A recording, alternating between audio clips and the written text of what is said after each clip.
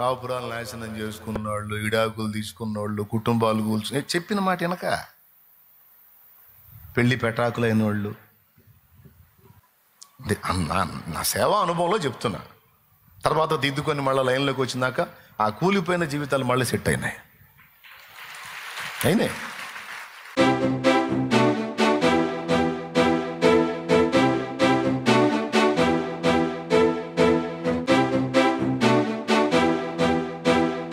కొన్నిసార్లు దేవుడు అనుభవాల కోసం అనుమతించి మనకు శ్రమ వస్తే, కొన్నిసార్లు మన మిడిమేలపు చేష్టాల వల్ల వచ్చింది. అది దేవుడు ఒకటి చెబుతాడు, అంతటితో ఆగితే బాగుంటుంది. ఆగరే అబ్బాయి, ఎక్కువ పోవద్దు నాన్న, ఎక్కువ పోయి ఓవర్ యాక్షన్ చేసావంటే నడువులు తిరుగుతీరా, వద్దు, కంట్రోల్ అవ్వమ్మా, తగ్గించుకో, నువ్వు నా బిడ్డవి, కొంచెం జాగ్రత్తగా ఉండమ్మా అని చెబుతుంటాడు దేవుడు. ఒక దశలో స్వరం విన్నా ఆయన మరో దశలోకి వచ్చేటప్పటికి స్వరం వినడు. మా అన్న ఒక ఆయన తెలుసు నాకు, చాలా మంచోడు పాపం, ఇప్పుడు కూడా మంచోడే, కొద్దిగా దారి తప్పిన పొజిషన్లో ఉన్నాడు, దారిలోకి వస్తాడు. ఏమీ లేని ఇబ్బందికరమైన పరిస్థితుల్లో ఉన్నప్పుడు ప్రార్థన చేశాం. ఆయన కూడా మారు మనసు పొంది రక్షణ పొందాడు. ఎట్లా హైదరాబాద్ ప్రాంతానికి వెళ్ళాడు, ఏదో పావులబేడ సంపాదించాడు, పైసలు వచ్చినాయి మంచిగానే. ప్రార్థన చేస్తా ఇక నాకు ఫోన్ చేస్తూ ఉంటాడు, అయ్యా దేవుడు నన్ను చాలా దీవిస్తున్నాడు, దేవుడు నాకు అన్ని రకాల పనులు ఇచ్చాడు, మంచిగా పైసలు వస్తాను, అంతే సంతోషంగా పండగ చేసుకున్నట్టు మాట్లాడాడు. డబ్బులు ఎప్పుడైతే రావటం మొదలుపెట్టినాయో, అవి రానంత వరకు ఆయన దేవునితో కనెక్టింగ్లో బాగానే ఉన్నాడు, దీనుడుగా ఉన్నాడు, అన్ని లెక్కలు బాగానే ఉన్నాయి, నలువైపుల నుంచి సంపాదన వచ్చింది. దేవుడు దారి చూపించాడు. ఒక దశలో శ్రమలో నలిగాడు, దేవుడిని పట్టుకున్నాడు, దేవుడు పిడికిలి విప్పాడు, అద్భుతం జరిగింది, నలువైపుల నుంచి కార్యం జరిగింది, సమృద్ధి వచ్చేసింది. సమృద్ధి ఎప్పుడైతే వచ్చిందో ఇక మనిషి దారి మారాడు. ఏం చేస్తున్నాడు? ఇక కోడి పందాలు వేస్తున్నాడు. ఏనండి, కోడి పందాలు వేస్తున్నాడని నాకు తెలిసింది. నేను ఫోన్ చేశా. అప్పుడు ఫ్రీ ఉందిలే, అప్పుడు ఇంత ప్రెజర్ లేదు, కొంచెం అనుకూలంగా ప్రశాంతత ఉంది, చిన్న పరిచర్య. ఫోన్ చేశా, అన్న ఇట్లాగా తెలిసింది నాకు, అది మంచిది కాదన్నా, జోదం ఎప్పుడు మంచిది కాదు. దేవుడు నిన్ను ఆశీర్వదించి ఒక స్థితిలో ఉంచాడు, నువ్వు మళ్ళా దేవుని నడిపింపును కోల్పోతున్నావు. పరిశుద్ధులకు అది తగదు, మనకు అది పనికిరాదు.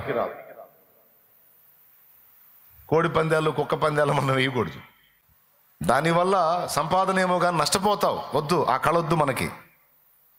ఏ పందాలు వేయకుండానే దేవుడు నిన్ను దీవించాడు. నీకు తెలిసిన పనిలోనే దేవుడు నీకు ద్వారాలు తెరిచి అద్భుతాలు చేసి నలువైపు నుంచి సాయం వచ్చేటట్టు చేశాడు. తృప్తి లేకపోతే మళ్ళా ప్రార్థన చేయి, సవ్యమైన రీతిలోనే మళ్ళా 4 రూపాయలు వచ్చేటట్టు చేస్తాడు, నీకు తపన తీరకపోతే. అంతేగాని ఈ పని మాత్రం చేయొద్దన్న. అప్పుడు ఆయన నాకేం చెప్పాడో తెలుసా?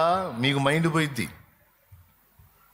ఆయన నాకేం చెప్పాడో తెలుసా? అయ్యో, నేను దేవుణ్ణి అడగకుండా ఇట్లా మోకాళ్ళుని ప్రార్థన చేస్తున్నా, పోయేటప్పుడు తెల్లకోడిని తీసుకోమంటే తెల్లకోడిని తీసుకుంటున్నా, కోడి డ్యాగన్ తీసుకోమంటే కోడి డ్యాగన్ తీసుకుంటున్నా, కాకి డ్యాగన్ తీసుకోమంటే కాకి డ్యాగన్ తీసుకుంటున్నా, నా ఆయన ఏది చెబితే అది తీసుకొని పోతుంటే పందెం కొడుతుందే అన్నాడు. నాకు మైండ్ పోయింది. దేవునికి స్తోత్రం కలుగును గాక, హల్లెలూయా. నాకు మైండ్ పోయింది. మరి ఇదేదో నాకు చెబితే నేను కూడా వేద్దునుగా. ఇక్కడే రాజుపాలెం దగ్గర వేసేవాళ్ళు, అప్పుడు నేను కూడా లోకంలో ఉన్నప్పుడు పోయి అప్పుడప్పుడు వేసేవాడిని శుభ్రంగా. నాకు చెప్పట్లా దేవుడు అంటున్నాడు. మరి ఆయనకేం కోడి డ్యాగ చెబుతున్నాడు, కాకి డ్యాగ చెబుతున్నాడు, నెవిలి చెబుతున్నాడు, తెల్లకోడి చెబుతున్నాడు. ఈ చెబుతుంటే మీలో మీకు గుర్తొస్తున్నాయి కదా గతంలో. దేవునికి స్తోత్రం, హల్లెలూయా చెప్పండి గట్టిగా. నేను అన్నాను, ఏ దేవుడు చెబుతున్నాడు నీకన్నా? అదేందయ్యో, నేను ప్రార్థన చేసే చేసేదాన్ని. నువ్వు 100 ప్రార్థనలు చేయి, నా దేవుడు అది చెప్పడు. నిన్ను ట్రాక్ మార్చాడు, వేరేవాడు ఎంటర్ అయ్యాడు, జాగ్రత్త, దెబ్బతింటావు, మొత్తం కోల్పోతావు. ఆయన కాపరిత్వం కింద ఉన్నావు. ఆయన చెప్పినట్టు ఆయన కాపరిత్వం కింద గొర్రెలాగుండు. మళ్ళా నీ సొంత ఆలోచనలకు, సొంత దారులకు వెళ్ళవాకు, మొహం బయలుద్దన్నా అని చెప్పాను నేను. 1, 2, 3, 4 సార్లు హెచ్చరించాను. ఇక అంతకుముందు తరచుగా ఫోన్ చేశాడు. ఫోన్ చేయటం అనుకున్నాడు. చేసినప్పుడల్లా వీడు ఇదే క్లాస్ ఇస్తున్నాడని. ఒక సేవకుడిగా నేను మరి అతను దెబ్బ తినకుండా చెప్పాలి. చివరికి ఏమైందో తెలుసా? మొత్తం స్మాష్. మళ్ళీ ఎక్కడ ప్రారంభమైందో అదే స్థితికి వచ్చాడు. ఇప్పుడు ఒక సేవకుడు ఒక మాట చెప్పాడంటే కాస్త మిడిమేళం నడమంత్రం తగ్గించుకొని కంట్రోల్ చేసుకోవాలి. వాక్యంలోంచి వచ్చినా, సేవకుడు నోటి నుంచి వచ్చినా ఏదన్నా ఒకటి మన లైఫ్కి సంబంధించి వార్నింగ్ వస్తే మనం దిద్దుకోవాలి. ఓవర్ యాక్షన్ చేయకూడదు. సేవకుడిని పిచ్చోడు అనుకోకూడదు. వాడు అమాయకంగా కనపడతాడు. నీ తాతలు 14 మందిని చదివి వాడు సేవకుడు అయ్యాడు. నిన్ను కాదు, నీ తాతలు, నీలాంటి తాతల్ని 14 మందిని చదివి వాడు దైవజనుడు అవుతాడు. నీకేం అమాయకంగా అమ్మ ఉందనా, అలా అమ్మాయ ఉందనా అనుకుంటూ కనపడతాడు. వాడు తిక్కలోడే కావచ్చు, కానీ వానికి తోడై ఉండి వానిలో ఉండి కార్యం నేర్పుతున్నవాడు బలవంతుడు.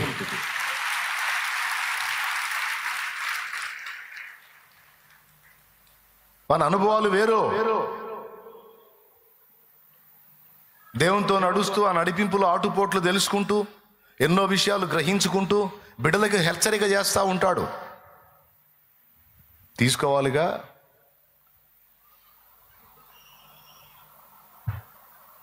ఇంకొకళ్ళు ఉన్నారు. నేను ఒక పని చేయబోతున్నానని నా దగ్గరికి వచ్చి సలహా అడిగారు. నేనన్నాను, నీ మీద ఉన్న ఏర్పాటు వేరు, నువ్వు అవన్నీ వదిలేసి నువ్వు నేను చెప్పినట్టు రా అన్నాను. నేను చెప్పాను.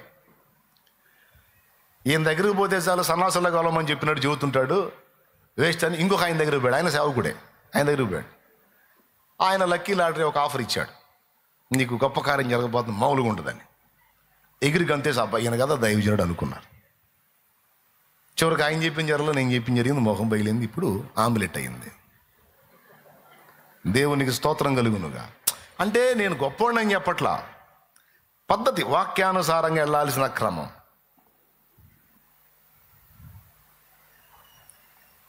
వాక్యానుసారంగా ఇది దారి, ఇది పద్ధతి. చెప్పింది వాక్య పరిధిలో ఉందా లేదో చూసుకో.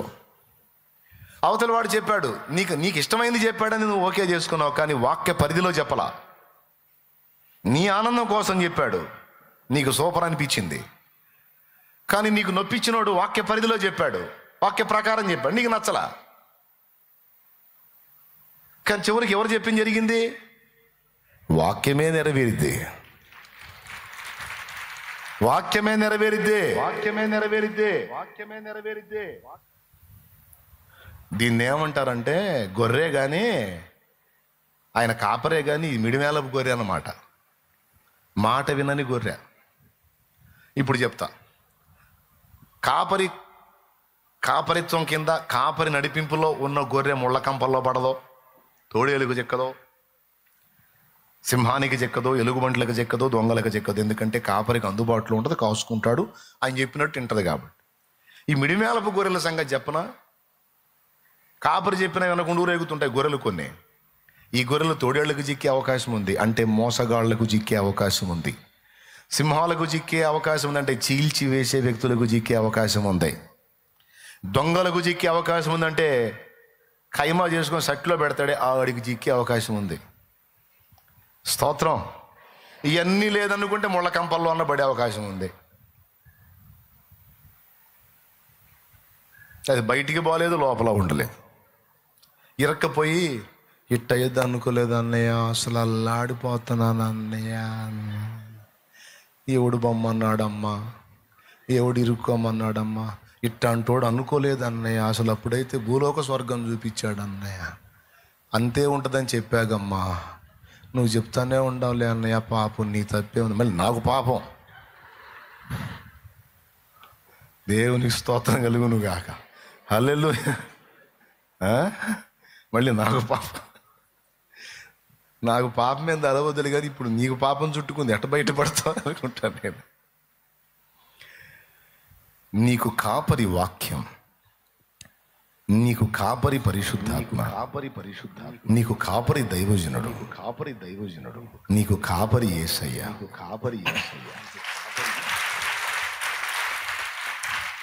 దేవుని కాపరిత్వం కింద ఆ దేవుని చేతికర్ర కింద నడుస్తా కాస్త నెమ్మది కలిగిన దినములో దారి తప్పాడు దావీదు. ఈ పాట పాడిన ఆయనే తప్పాడు. తప్పి అది ఎంత భయంకరంగా ఉంటుందో అనుభవించి మళ్ళీ వచ్చి చేరాడు. ఇక బొమ్మన్నా పోడు, వద్దు పోనాయనా పో, నీ ఇష్టం వచ్చిన, నాకు వద్దాయా నీకు దండం పెడతా, నువ్వు చెప్పు నేను వింటా. రెండోది ఎందుకు వచ్చింది శ్రమ, ఎందుకు వచ్చింది సమస్య అంటే, మొదటిది అనుభవ పాఠం కోసం వస్తే, రెండవది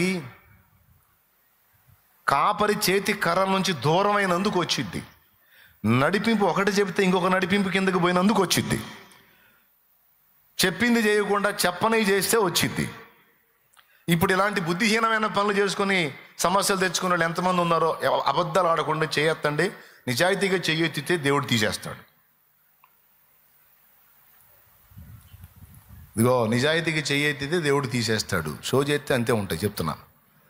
ఇట్లా చెప్పిన మాట వినకుండా వాక్యం ఎరిగి కూడా పిచ్చితనంగా వెళ్ళి ఆ మాట తిరస్కరించి తెచ్చుకున్న దరిద్రం అన్నోళ్ళు చేతులు ఎత్తండి. యేసు నామంలో మీ యథార్థతను బట్టి మీరు ఎదుర్కొన్నవన్నీ నా తండ్రి తొలగించునుగాక. ఆమేన్. కాపురాలు నాశనం చేసుకున్నవాళ్ళు, ఇడాకులు తీసుకున్నవాళ్ళు, కుటుంబాలు కూల్చు చెప్పిన మాట వెనక పెళ్లి పెటాకులైన వాళ్ళు, తర్వాత నేను చెప్పిన మాటలోకి వచ్చిన తర్వాత దేవుడు అంటే, నేను చెప్పిన మాట నా మాట కాదండి, మళ్ళీ నా వెంట పడతారు. నువ్వు చెప్పు నేను ఆడ చెప్పి మీ దానం పెడతా. నా సేవా అనుభవంలో చెప్తున్నా. తర్వాత దిద్దుకొని మళ్ళీ లైన్లోకి వచ్చినాక ఆ కూలిపోయిన జీవితాలు మళ్ళీ సెట్ అయినాయి. కాబట్టి రెండవది దరిద్రం ఎందుకు తెచ్చుకుంటామంటే, మిడిమేళం నడమంత్రం ఎక్కువై తెచ్చుకుంటాం. సింపుల్గా చెప్పాలంటే, మిడిమేళం నడమంత్రం ఎక్కువైనప్పుడు ఏం జరిగింది అంటే, వాక్యం మనకి పెద్దగా నప్పదు, చిన్న చూపు అన్నమాట. ఏనాడైతే దేవుని మాట నీకు చిన్న చూపుగా అనిపించిందో, ఇక నీ పతనం స్టార్ట్ అయినట్టే. అది నేనైనా నువ్వైనా ఎవరికైనా సరే. స్టార్టింగ్ సూపర్ ఉంటుంది, కానీ ఎండింగ్ ఉంటుంది పట్టపగలే సొక్కలే కనపడుతుంటాయి. ఎంత మొత్తుకున్నా మళ్ళీ ఆన్సర్ రాదు. జీవితాన్ని కాల్చుకున్న తర్వాత, నాశనం చేసుకున్న తర్వాత, తోడేళ్ల చేతిలో చిక్కుబడిన తర్వాత, అవి చీల్స్తూ ఉంటే, చీల్చి చెండాడుతూ ఉంటే ఇక ఆ రోదన అరణ్య రోదన. అయినా దేవుడు వదిలిపెట్టాడు. ఆ స్థితిలోకి వెళ్ళి గుల్లగుల్ల అవుతున్నా సరే ఇప్పుడన్నారా అని పిలుస్తాడు. ఎందుకంటే నువ్వు ఆయన్ని ప్రేమించావని కాదు, ఆయన నిన్ను ప్రేమిస్తున్నాడు కనుక.